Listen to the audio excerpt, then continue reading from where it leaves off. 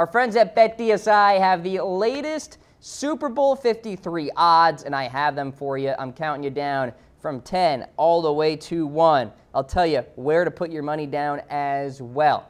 So BetDSI shows us the Los Angeles Chargers tied for 10th here in the odds, plus 1,600 to get it done in Atlanta. No thank you. No thanks.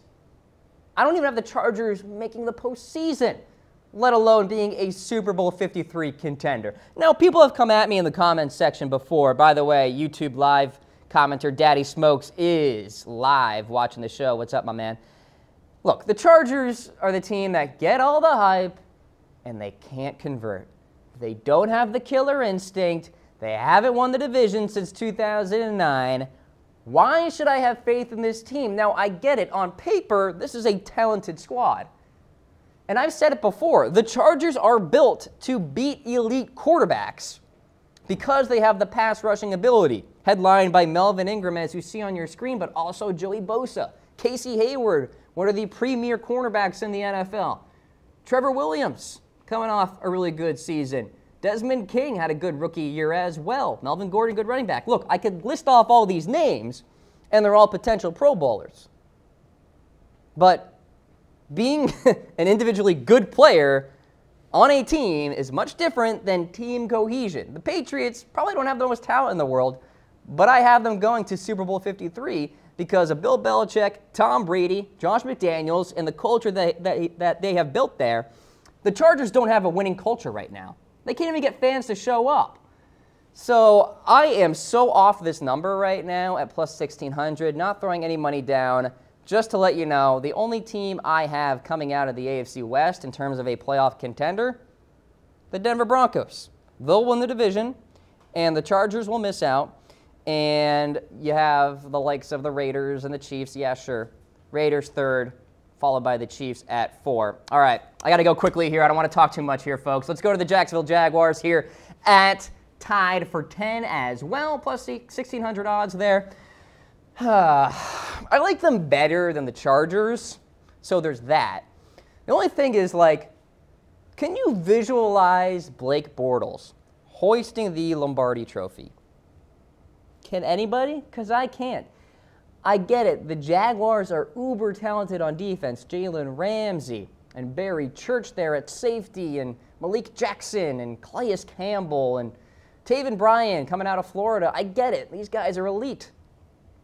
But again, can they beat New England? New England is supreme in the AFC.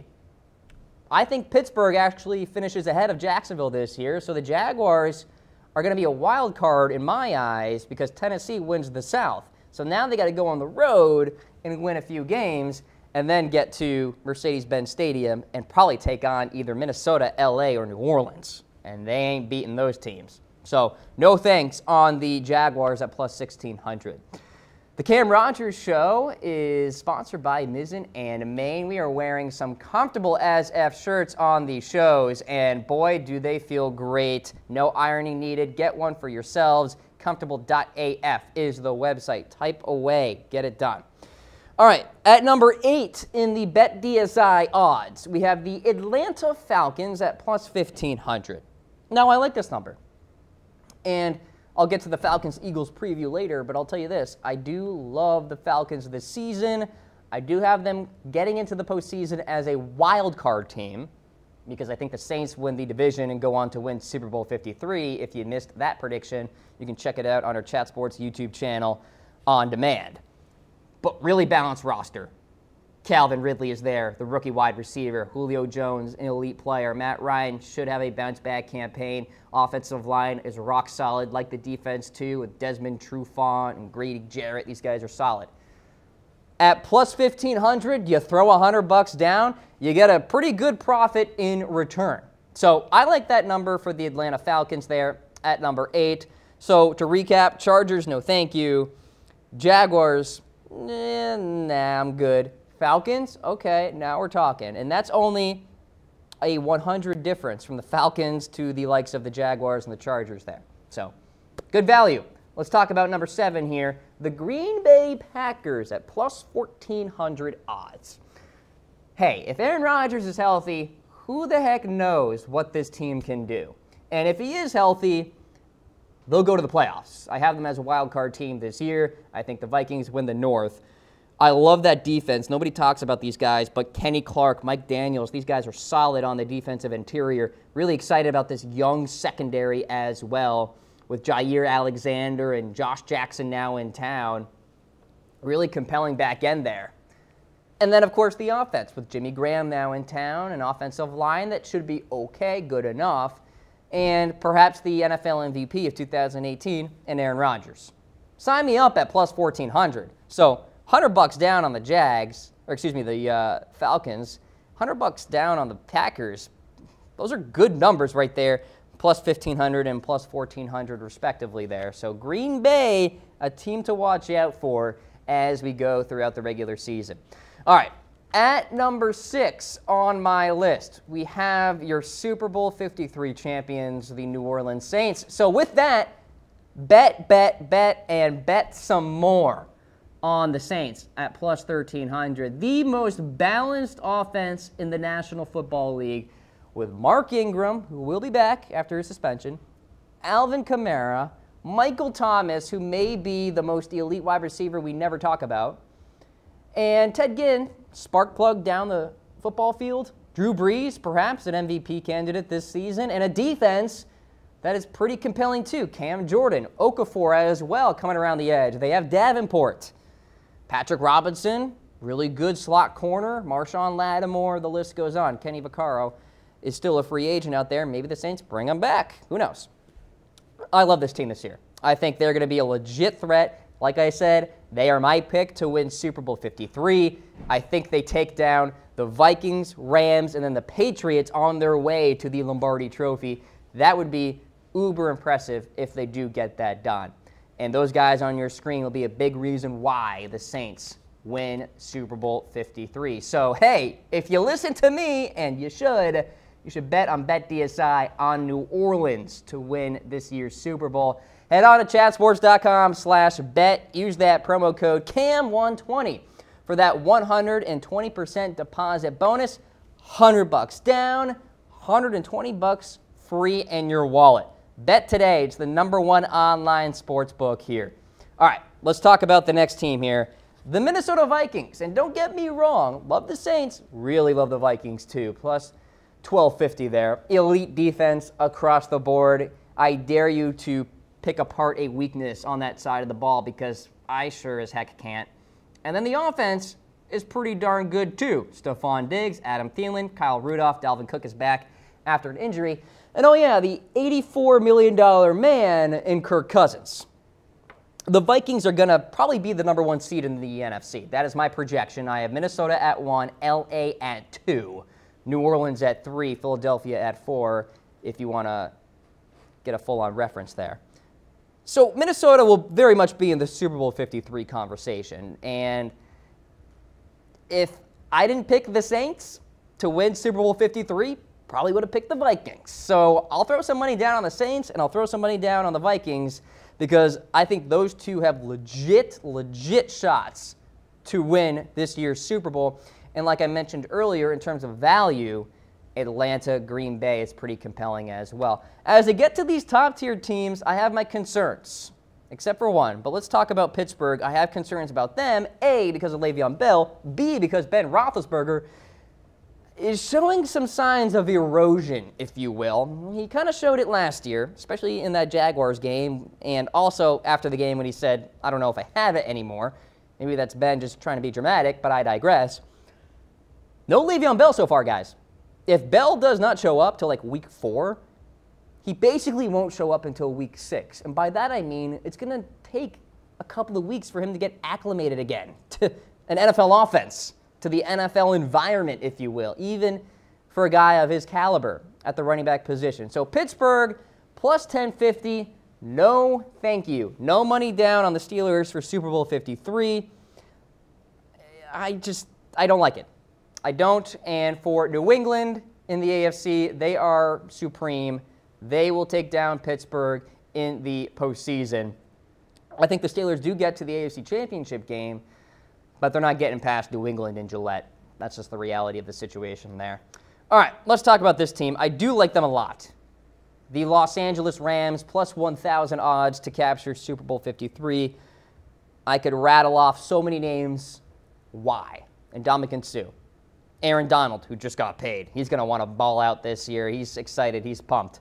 Aqib Talib in that secondary. Marcus Peters, LaMarcus Joyner at safety. John Johnson at safety as well. Yeah, the linebacking core isn't all that great, but who the heck cares when you win the line of scrimmage on that front line and you have an elite secondary. And oh yeah, the #1 scoring offense from 2017 got better. Todd Gurley is still there. They re-signed John Sullivan at center. Very important from a continuity standpoint for Jared Goff. They bring in Brandon Cooks, who's a very good wide receiver in his own right. Robert Woods is there too. Cooper Kupp as well. So there's an argument to be made that the Rams will be in the Super Bowl 53 conversation. That's why they have plus 1,000 odds to get it done. The third best odds out there, according to BetDSI. And like I mentioned, in my personal head, here's how I'm ranking the Super Bowl 53 contenders. It's New Orleans, who I'm predicting to get it done. It's Minnesota, then it's LA, and after that, New England. And that's a bit of a drop-off there after that third team. So I'll throw some money down on the Rams to get it done for Super Bowl 53 here. I don't think this team gets it done, guys. Philadelphia at #2, plus 900 odds. It has been since 2004 to 2005 that we saw a repeat champion out there. In the salary cap era, it is hard. I see Travis in the comments section saying Eagles. I don't think so, Travis. Look, Philadelphia is a talented team, especially on defense with Brandon Graham and Timmy J and Fletcher Cox and all of that. I get it. Offensive line's really athletic too. But I am truly concerned about Carson Wentz. We're talking about a quarterback who has yet to be cleared for contact. Like, that's not good. And I get it, Nick Foles is an elite backup quarterback.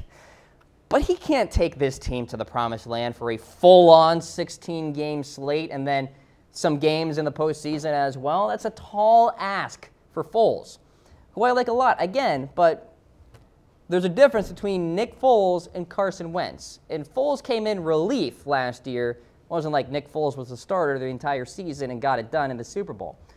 So no thank you on plus 900 here with Philadelphia. I have them as the 4 seed out of the NFC. I think they actually lose to the Green Bay Packers at home in the wild card round. The Packers will be your #5 seed, Atlanta at #6. I just have no faith in Philadelphia to get it done as a repeat champion. And it's, again, no indictment per se on the talent, on the ability that they have. It's regression to the mean. It's Super Bowl hangover.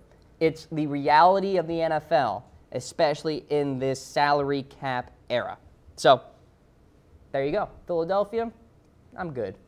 How about the favorite, though? New England, plus 625 to capture Super Bowl 53. So to recap, you guys know how I feel. I got New Orleans, I got Minnesota, I got LA as my 3 teams. That's my core. And then the drop-off happens, and then there's New England. So relative to my rankings here, I don't like this number per se. Now, Tom Brady is Tom Brady. Bill Belichick is Bill Belichick. With that said, I want you guys to just ponder this. That Wickersham article on ESPN that came out a couple months ago. If the tough gets going for New England in the regular season, do we see increased friction within the New England Patriots organization? Talking about Bill Belichick and Tom Brady, talking about Robert Kraft and Bill Belichick. It's something to bear in mind. Wickersham had a very detailed article a couple months ago about New England's trifecta, if you will, of Brady, Belichick, and Kraft having this friction, particularly over Alex Guerrero, Tom Brady's trainer. So if the tough gets going for the Patriots here, in a watered-down AFC, look, they'll be fine and all of that. They'll probably get the #1 seed. They're going to be super outmatched in Super Bowl 53, no pun intended, because the Vikings, the Rams, and the Saints are far more talented than the Patriots. That's just a fact. So If you want to throw a little change down on the Patriots at plus 625, I wouldn't argue against it. They have the best chance among the AFC teams to get it done. But with that said, the NFC, really tough. So here you go. Super Bowl 53 odds. Patriots, Eagles, Rams, Steelers, Vikings, the top 5 teams. And then the Saints, Packers, Falcons, Jaguars, and LA Chargers. Once again, go Saints, go Packers, go Falcons, stay away from the Jags, stay away from the Chargers.